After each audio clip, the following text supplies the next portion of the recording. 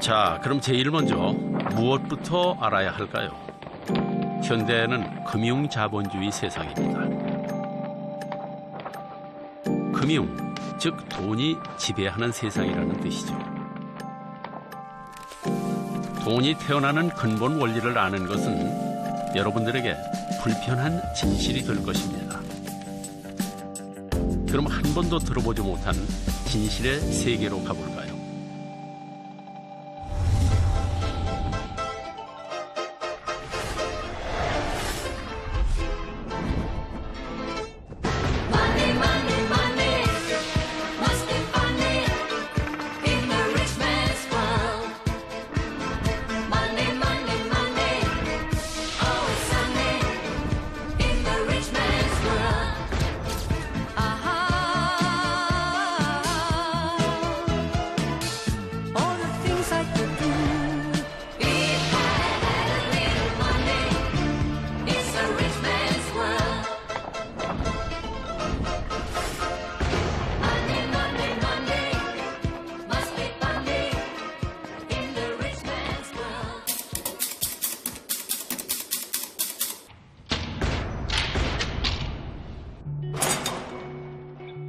자본주의 세상에서 돈 없이는 한순간도 살 수 없습니다. 우리는 때로 돈을 사랑합니다. 돈을 사랑하는 것이 비난받을 일일까요? 아니면 돈을 무시하는 것이 어리석은 짓일까요? 아니면 돈을 모르는 것이 문제일까요?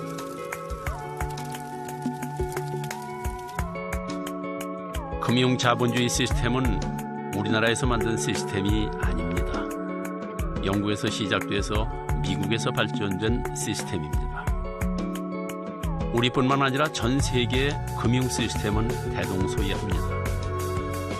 우리는 오늘 때로는 미국이나 영국 얘기를, 때로는 한국 이야기를 할 것입니다. 그러나 이들은 서로 다르지 않습니다. 돈이 도는 근본 원리는 다 똑같기 때문입니다.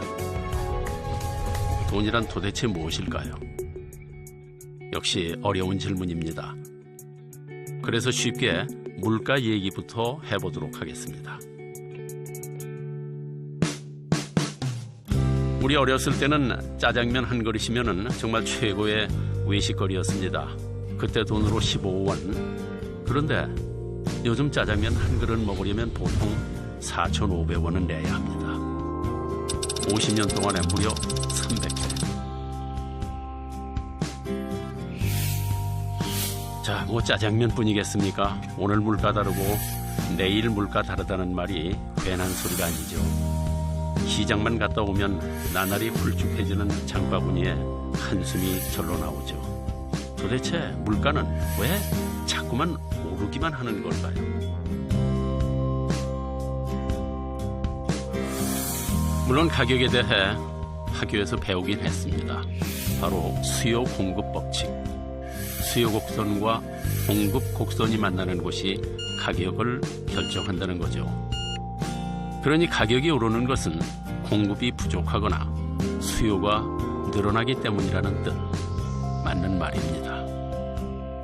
근데 물가가 오르는 것이 정말 그 이유뿐일까요? 1억짜리 아파트 가격이 1년도 채 안 돼서 2억이 되는 것도 공급이 부족하거나 갑자기 수요가 늘어서일까요? 혹시 물가가 오르는 데는 수요와 공급의 법칙 말고 또 다른 이유가 있는 건 혹시 아닐까요? 그렇습니다. 물가가 계속 오를 수밖에 없었던 또 다른 이유가 있습니다. 바로 돈의 양이 많아졌기 때문입니다. 시중에 돌아다니는 돈, 즉 통화량이 많아졌다는 뜻입니다. 돈의 양이 많아지다니 무슨 황당한 소리냐고요. 이제부터 잘 보십시오. 지난 50년간 어떻게 돈의 양이 늘어났는지, 왜 물가는 오르기만 했는지 확실히 보여드리겠습니다. 돈의 최고의 가치를 갖는 금융자본주의 사회에서 어떻게 돈이 돌고 도는지 분명하게 가르쳐 드리겠습니다. 시도 때도 없이 신문에 오르내리는 양적 완화, 통화 팽창, 뭐 이런 말들이 무슨 뜻인지 이젠 아시게 될 겁니다. 이제부터 여러분은 금융자본주의라는 숲을 보시게 될 겁니다. 자, 그럼 돈이 어디에서 나오는지, 어떻게 돌고 도는지부터 알아볼까요? Where the money from? I work for the money. My job gives me money. Do we know how it works? Yeah. I'm not really. I don't know enough about it to kind of. You know who print out the money and who made? I guess the process. You know that? the national, the mint, the Bank of England. We have our own currency in Scotland, which is an equivalent. 맞습니다.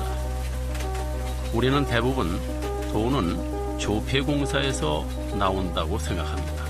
근데 정말 그럴까요? 물론 조폐공사에서 돈을 찍어내는 건 사실입니다. 하지만 그건 시중에 돌아다니는 돈 중에서 극히 일부분입니다. Well, when we talk about money, most people have in mind something like this $5 bill, and they imagine paper money and also coins. And of course, that is part of money, but most money, in fact, today is invisible. It's in banks. You assume you see the government printing presses, and you assume that the government just creates the money and spends it, but that's not the way it happens. 이해가 안 되시죠? 그럼 나머지 돈은 어디서 나오느냐고요? 그걸 알려면 일단 이 사회에서 돈이 어떻게 도는지부터 생각해 봐야 합니다. 간단하게 말해보겠습니다. 중앙은행인 한국은행이 조폐공사에서 100원을 찍어서 시중은행에 줬습니다. 그러자 중소기업 사장 A가 그 100원을 대출받아서 기계도 사고 직원들 월급도 줍니다. 다행히 이익이 나서 은행에 대출받은 것에 원금과 이자로 일단 50원을 갚았습니다. 그럼 은행은 그 50원을 다시 학원 원장 B에게 대출해주죠. B는 그 돈으로 학원 운영비도 쓰고 선생님들 월급도 줍니다. 다 아는 얘기죠. 아마 여러분은 이렇게 은행에 다른 누군가가 저금을 하거나 갚은 돈을 나에게 대출해준다 이렇게 생각하셨을 겁니다. 이제껏 우리가 알고 있었던 은행의 모습이니까요. 하지만 그건 우리가 은행에 대해서 너무도 모르기 때문에 하는 이야기입니다. But they don't actually lend their deposits. You never go to the bank and they say, you know, you ask for your money and they say, I'm sorry, we just lent your money to Mr. Smith. Come back in 30 years. They never say that. 예금으로 대출해 주는 게 아니다. 그럼 대체 무슨 돈으로 대출을 해주는 걸까요?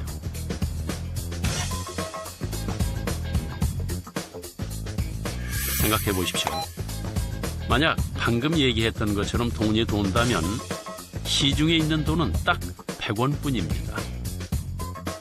말도 안 됩니다. 조금 전에 분명히 조폐공사에서 찍은 돈보다 훨씬 더 많은 돈이 시중에 돌아다닌다 이렇게 말씀을 드렸죠. 시중에 있는 돈은 당연히 100원보다 훨씬 많습니다. 그럼 어떻게 찍어내지도 않은 돈이 돌아다닐 수 있는 걸까요?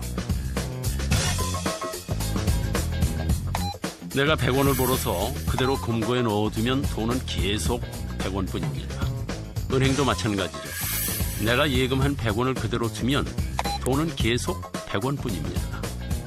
그런데 은행은 이걸 그냥 넣어두지 않습니다. 은행은 그중에서 10원만 남겨두면 나머지 90원을 대출해 줄 수 있습니다. 그걸 A가 대출했습니다. 근데 이상하지 않습니까? 내 통장에는 분명히 100원이 찍혀 있는데 A가 대출한 금액은 90원. 이제 나와 A 두 사람이 마음대로 꺼내 쓸 수 있는 돈은 190원이 됐습니다. 100원이 어떻게 190원이 된 걸까요? 알쏭달쏭하죠. 수학 방정식에 집어넣어봐도 전혀 맞지 않는 계산입니다. 뭐 듣고 보니 궁금하지 않으십니까? 어떻게 갑자기 90원이 생겼을까요? 그리고 왜 은행은 100원을 다 대출해주지 않고 10원을 남겼을까요? 약속 때문입니다. 정부랑 은행이랑 약속한 겁니다. 100원이 들어오면 은행은 10원을 남기고 나머지 90원은 대출해 주어도 된다고 정부가 허락해 준 것입니다. 그래서 없던 돈 90원이 갑자기 생기게 된 겁니다. 못 믿으시겠다고요? 보세요. 분명히 경제학 교재에도 쓰여 있습니다.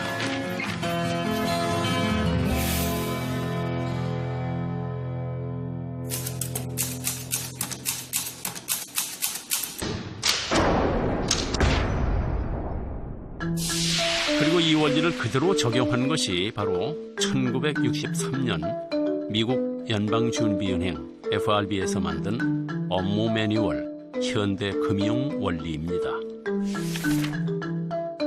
이 문서는 돈의 탄생 원리에 대해서 정확하게 설명하고 있습니다. 그 규정에 따르면 10%를 부분 지급 준비율로 갖고 있게 되어 있습니다. 부분 지급 준비율이란 예금한 고객이 다시 돈을 찾아갈 것에 대비해서 은행이 쌓아두어야 하는 돈의 비율을 말하는 것이죠. 이제부터는 간단히 지급 준비율이라 말씀드리겠습니다. 한마디로 은행에 들어온 돈 100원 중 10%, 즉 10원만 남겨놓으면 나머지 90원은 대출해 줄 수 있다는 뜻입니다. 어떻게 이런 일이 가능하냐고요? 사실 지급 준비율은 아주 오랜 역사를 가지고 있습니다. In England, it originated with the goldsmiths of the 17th century, who would take people's gold for safekeeping. 캐나다의 유명한 경제학자 찰스 넬슨은 그의 책 거시 경제학에서 이 얘기를 자세하게 다루고 있습니다. 이 이야기는 16세기 영국의 도시들에서 때때로 또는 자주 있었던 일입니다. 이 시대에는 금이 돈이었습니다. 그런데 금은 무거웠죠. 금 세공업자는 금을 휴대하기 편리하게 금화로 만들었습니다.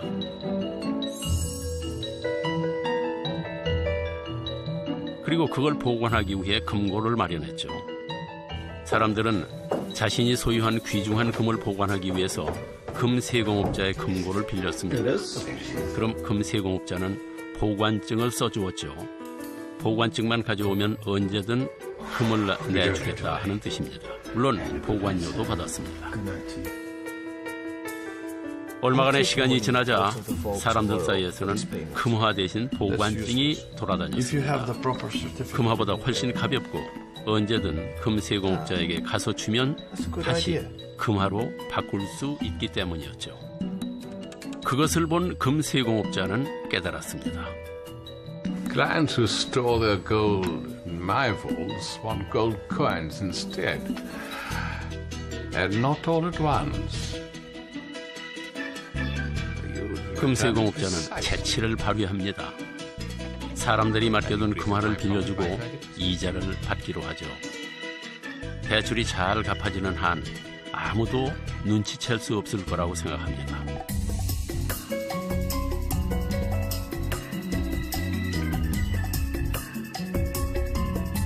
금세공업자는 고객의 금화를 돈이 필요한 사람들에게 대출해 줬습니다. 그리고 대출하면서 받은 이자로 많은 이익을 남기게 됐습니다. From giving loans, it makes him feel and act big. Really?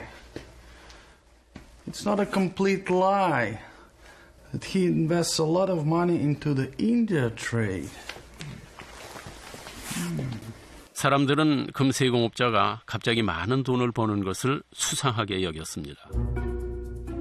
하지만 곧 자신들의 금화로 대출을 해주고 이자를 받는다는 사실을 알게 됐죠. You look good these days. 사람들은 금세공업자에게 가서 항의했습니다. You have enough gold coins to fill Big Ben. My gold is safe with you? 그러자 금세공업자는 제안을 합니다. 당신의 금으로 대출을 해서 이자를 받으면 그걸 나눠주겠다. 사람들은 괜찮은 거래라고 생각합니다. 가만히 앉아서 돈을 벌 수 있으니까요. 금세공업자도 걱정이 없습니다. 대출 이자가 항상 예금 이자보다 많았으니까요.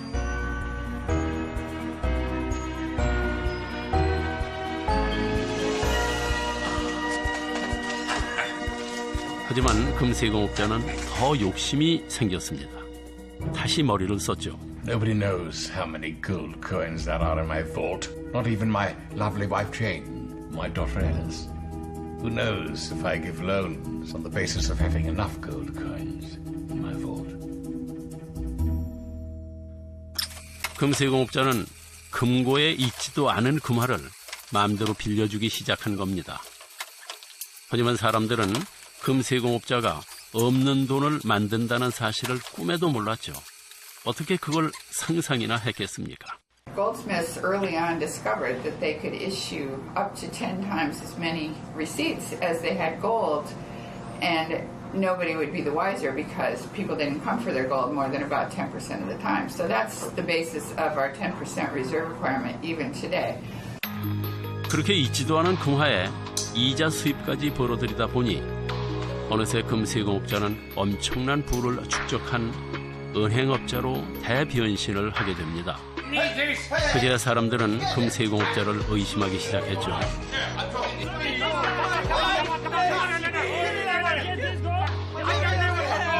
갑자기 몇몇 부유한 예금주들이 은행에 나타나서 그들의 금화를 모두 가져가 버렸습니다. 뒤늦게 금화를 찾으러 온 사람들이 보관증 대신 금화를 내놓으라 했지만 이미 늦은 일이었죠. 있지도 않은 금화까지 빌려주었으니까요. 바로 뱅크런이 일어난 것입니다. 은행에 돈을 맡긴 사람들이 한꺼번에 돈을 인출하는 현상, 뱅크런. 현대에도 아무리 건전한 은행일지라도 뱅크런이 일어나면 망하게 돼 있습니다. 은행이 가장 두려워하는 일이죠. We're going to go get our money back from the bank would fail because it doesn't have nearly 100% of all that cash on hand. And that's sort of what happens when you have financial crises. These financial crises started 3 or 4 centuries ago, and they've been periodic events every so often. 그러나 바로 그때 영국 왕실은 오랜 전쟁으로 금화가 많이 필요해졌습니다.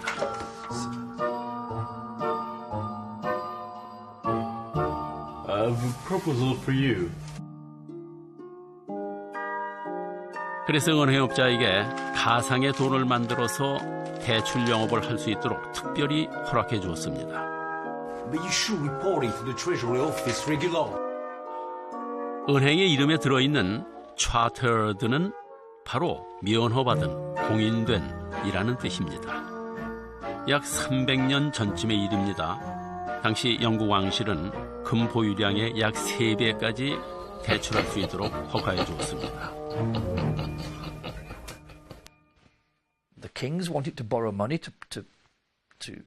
for war. The merchants wanted the wars to be conducted because these would protect their trade routes and capture territory, and so there was a link, an alliance between the merchant bourgeoisie, the capitalist merchants, and the state, and a deal was done. The deal was that the merchants would be allowed to set up a Bank of England that had special privilege. 이런 과정을 통해서 은행이 설립되고 은행은 지급 준비율을 이용해서 돈을 마음대로 불릴 수 있게 된 것입니다. 그리고 이 약속은 현대 은행에도 그대로 적용되고 있습니다. But in fact, a large fraction of the amount that's been deposited at most banks is not in the bank at any one point in time. It's been loaned out. Their ratio of what they keep on hand, their reserve ratio, typically something like 10%. 자, 그러면은 지급주인 비율이 10%인 경우에 돈이 얼마나 불어나는지 계산해 보겠습니다. 자, 이번에는 돈을 좀 늘려보겠습니다. 은행에 100억이 들어오면 은행은 그중 10%인 10억을 지급주인 비율로 놔두고 나머지 90억을 대출해 줍니다.